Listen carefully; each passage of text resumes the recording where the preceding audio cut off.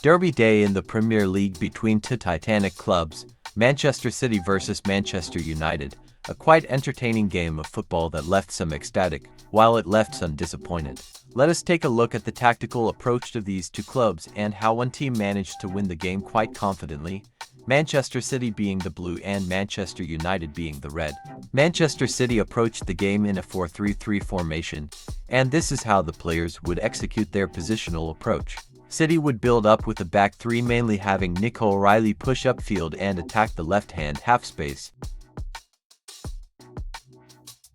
During these stages of the game, United would look to focus most of their defensive contributions in the center of the pitch. This meant that it would at times be constantly difficult for City to successfully build up through the center of the pitch.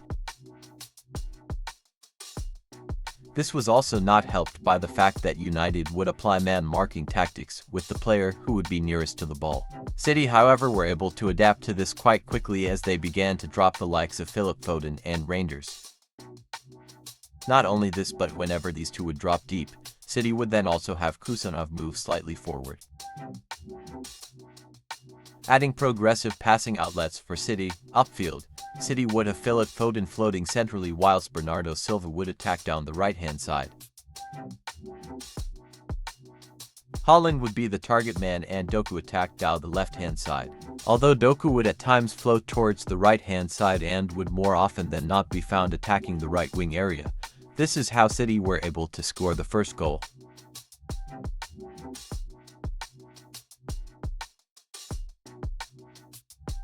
Doku, being excellent at dribbling, was able to dribble past some of United's players and assist Haaland. As the game progressed, we would also begin to see a common theme in the way City were able to attack United's goal with ease. United would man-mark with their forward players who were nearest to the ball, meaning these players would be responsible for tracking City players' movements. This meant that City's fluent on and off the ball rotations would be able to pull some of these United players out of their defensive positions, leaving open spaces on the pitch for City to exploit. Not only this, but City were also really good at playing one-touch passes. Later on in the game, United would push higher and higher up the pitch, leaving space in behind for City to attack.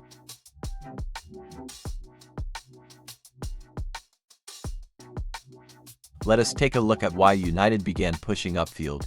United approached the game in a 3-4-1 shape.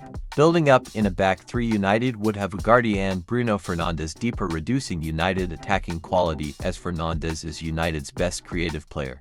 Not only this, but City started the game off with a higher defensive line, but as the game progressed, the team began to drop slightly deeper. This meant that it became that much more difficult for United to find the likes of Sesko, Bumo, Ahmed in the center of the pitch. This tactical shift from City is what nullified most of United's attacking capabilities. However, United were also let down by their own flaws. Whenever United were able to get the ball in dangerous situations, United players would either make the wrong decision, or they would fail to attack City with optimal technical execution. As a result, for most of the game, United would get close but fail to score or challenge the City goalkeeper often enough. Manchester United were not particularly playing badly, it's just that they were let down by their own technical flaws and decision-making, as well as slow tactical adaptations, because City were able to exploit the space between United players for most of the game, and United seemed oblivious to this. However, United were able to create really good opportunities in this game. City, on the other hand, seemed to have executed their tactical plan quite flawlessly.